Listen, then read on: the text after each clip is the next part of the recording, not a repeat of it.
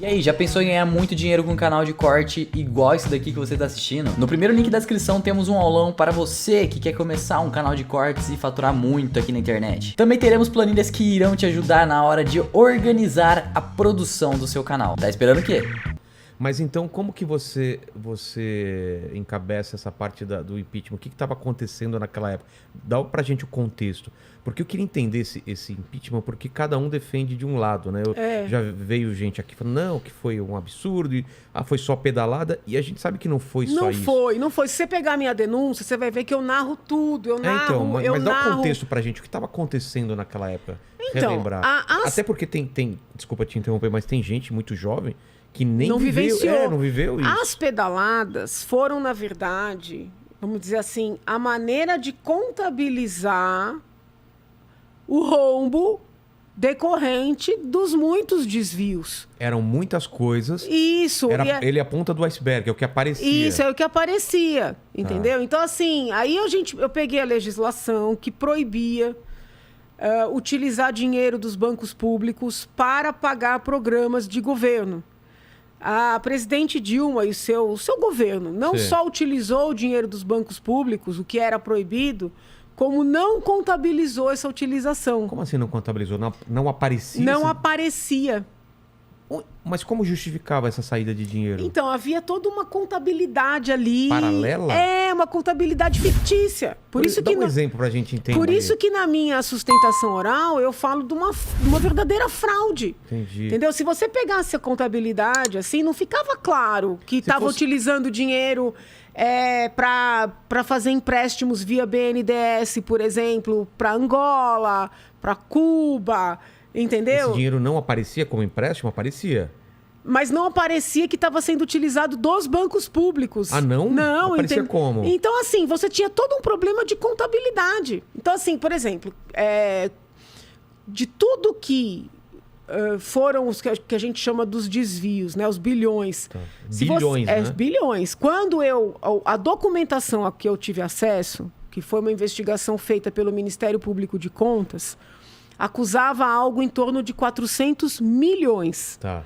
Então, toda a minha denúncia é feita em cima da documentação do Ministério Público de Contas. Tá? Certo. No curso do processo, é que começa a fazer a apuração, é que isso vai para a casa do bilhão. Nossa. Entendeu? Uma pessoa boa para você entrevistar, que foi a pessoa que trouxe a documentação para mudar da casa dos milhões para os bilhões, foi o senador Caiado, que hoje é governador. Entendeu? Ele que levantou essa documentação no curso do processo, porque a minha acusação, ela tratava do montante que estava na investigação do Ministério Público de Contas. 400 milhões. Então, não é uma coisa que eu tirei do nada. Eu peguei essa investigação, eu estudei essa investigação. Eu já era professora de Direito Penal, já tinha dado aula dos crimes contra a responsabilidade fiscal, crimes contra as finanças públicas. A lei de responsabilidade fiscal nasce do fato dos governadores usarem os bancos estaduais como se fossem deles governadores. E não como... Eu queria entender. Ele usa o banco para ele pega... Vamos supor, na época aqui de São Paulo, tinha o Banespa. Tá. Entendeu? O Banespa era um banco público. Certo. Mas não era um banco do governador. Era uma instituição com autonomia, com independência. Não podia o governador fazer planos com o dinheiro do Banespa. Com o dinheiro. Então, é daí que nasce a lei de responsabilidade fiscal no início dos anos 2000. Quando criaram essa lei, criaram como uma resposta à atuação dos governadores. Entendi. Não se imaginava que isso ia acontecer na presidência da República, na esfera federal. Caramba. Entendeu? Que utilizou recursos da Caixa Econômica, do Banco do Brasil, do BNDES. Onde que tem essas brechas? Onde tinha essas brechas? Não tinha. Lembra do que eles falavam que era uma economia criativa? Então. Era isso aí. A tal da era economia criativa. Mas era proibido fazer isso aí. Eles já sabiam que era proibido? Sabiam. Inclusive, parte do meu trabalho foi demonstrar a consciência da ilicitude, ou seja, a consciência de que aquilo não podia acontecer. Se você for resgatar o processo, você vai ver que eu arrolei funcionários do Tesouro, funcionários públicos concursados que tentaram avisar, na verdade fizeram uma reunião para pedir para a equipe econômica da presidente parar com aquela prática. Né? Isso, assim, mais de ano antes. Então, o que acontece? Eles foram avisados, eles foram alertados, os técnicos pediram para parar, eles seguiam, entendeu? Então, deixa eu entender, peraí. Se eu entender, eu acho que todo mundo aí em casa vai entender.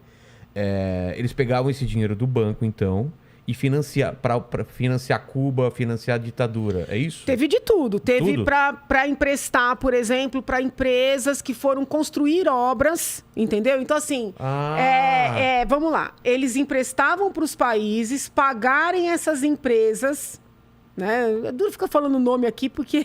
O Odebrecht, sim. tudo aquilo que então, a gente ficou assim, sabendo. Além de emprestar para as empresas com juros baixos, também emprestava para os países para contratar acaba voltando pra essas empresas, Nossa. entendeu? Então, era uma verdadeira engenharia financeira. E depois isso acabava podendo voltar dessas empresas para eles mesmos. Conforme eu ia fazendo ali Porque o processo de impeachment, eu fui lendo as peças da Operação Lava Jato. Sei. E eu lembro que teve uma das denúncias da Operação Lava Jato que chegou a encontrar uma conta em Angola que o dinheiro voltava para o Brasil. Caramba. Entendeu? Então, assim, o impeachment... Pegava, usava para ele e depois voltava para o próprio PT. Então, assim, eles não chegaram para quem que ia efetivamente. Não? Tem ali investigações. O problema é o seguinte, quando o Supremo Tribunal Federal aniquila com a Operação Lava Jato, que aniquilou, né? Essas pessoas que seriam alcançadas acabam ficando blindadas, porque não é só o ex-presidente Lula que vai ser beneficiado. Não, Quando você começa anulando, essa anulação ela vai atingir mais figuras, entendeu? Claro. Então eu vejo que o Supremo prestou um desserviço para o país. Total. Ao fazer isso, ao anular. Corrupção não é uma pessoa só que faz, tem um conjunto de pessoas que na escala vai ganhando. E aí entram vários outros artigos, né? Porque quando a gente fala corrupção é uma coisa geral, né? Mas você tem peculato, que são esses desvios, entendeu? Tem o crime contra a responsabilidade fiscal, tem a parte da escrituração. Então é uma série de figuras, a lavagem de dinheiro. Mas o problema é o seguinte, é duro. Da Dilma, então? Não, do grupo, né? Tá. Do grupo. E ela sabendo dessas operações, porque os próprios ministros dela, em depoimento, disseram que ela era alertada em reuniões, entendeu? De que essa tal economia criativa não poderia ser mantida. Então, agora, se ficou com dinheiro para si, eu não posso falar. Entendeu? Consegue entender? Entendi, então, assim, claro. Uma coisa Agora, o grupo, né, os valores envolvendo essas grandes empresas, isso aí... Isso tudo foi provado, então. Foi provado. O problema é que o Supremo mas estragou, né? Estragou todo o trabalho. E essa atuação do Supremo, ela tem um impacto para trás, né, de frustração para todo mundo que acreditou dessa depuração, mas tem um impacto para frente também. O que vai acontecer porque que promotor, que juiz, que delegado vai ter confiança de fazer um trabalho como esse? Nenhum. Exatamente. E a pedalada? O que era a pedalada da Dilma? A pedalada é a utilização do dinheiro do banco sem poder e sem a escrituração dessa utilização. Entendeu? E aí surgiu um outro ponto, que era a abertura de créditos suplementares, que também acabaram sendo chamados de pedaladas. Porque pedalada não é um termo técnico, né? É um termo assim coloquial, que acabou sendo utilizado popularmente. Não é um termo do direito, pedalada. Qual é o termo do direito para isso? É crime fiscal, crime contra a responsabilidade fiscal, crime financeiro, entendeu? Você não tem um termo. Pedalada parece uma coisa tão leve, né? Fica uma coisa, então, foi só assim, pedalada. Criaram essa terminologia, entendeu? Então, assim, ao lado dessa utilização dos dinheiros dos bancos públicos sem a devida contabilização, o uso em si já era proibido. Tá. Não contabilizar é um crime a mais. Entendi. Tá? Você tem a abertura dos créditos suplementares sem autorização do Poder Legislativo. Então, para poder abrir, vamos supor, se no final do ano você aprova um orçamento. Para você poder pegar mais dinheiro para fazer alguma coisa, você precisa da autorização do Poder Legislativo. Ao lado de tudo isso que eu expliquei, teve essas aberturas de créditos não autorizados, entendeu? Entendi. É assim, foi um conjunto, né? Tanto é que muitas vezes é o conjunto da obra, né? O uso do dinheiro dos bancos, envio de dinheiro. Se você pegar as matérias, depois do impeachment ainda, era muito comum sair matéria assim, o Brasil vai tomar um calote de Cuba, o Brasil vai tomar um calote de Angola, vai tomar um calote... Não é calote, porque esse dinheiro foi mandado, já sabiam que não ia voltar. Ah, não era pra voltar? Não era para voltar. Era feito um empréstimo de fachada, entendeu? Não era para voltar. É que não podia se dar. Né? Você não podia juridicamente dar o dinheiro para outro país. Mas era isso, entendeu? Cara, a gente perdeu bilhões, Sim. então... O Brasil tomou um calote. Não foi calote. Quer dizer, foi um prejuízo enorme. Mas a negociação já foi feita para não ter... E as pessoas não entendem o quanto isso tira de vida, né?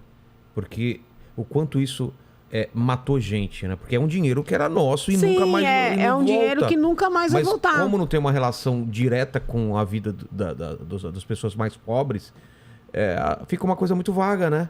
Foram bilhões e tal, e ok, fica por isso. Isso me dá uma indignação. Então, por isso que hoje, internacionalmente, se debate muito, né? E se fala da corrupção, em sentido amplo, né? Corrupção, desvio e tal. Porque parece como crime contra a humanidade. Porque parece que ela não mata, que ela não... Entendeu? Não porque deixa as pessoas... como ela é uma coisa distante, as pessoas acham, não, é um crime menor. Não é. Porque você deixa de fazer uma série de outras coisas. Pra saúde, na educação. Pra saúde, pra educação, pro saneamento básico, que é uma área que eu sou apaixonada. E importantíssima também pra saúde, né? Então, assim, hoje já se debate no âmbito internacional, do direito internacional, que a corrupção seria um crime contra a humanidade. Faz sentido, faz total sentido. E essas anulações todas, elas são, assim, muito impactantes para essa luta, entendeu? Contra a corrupção.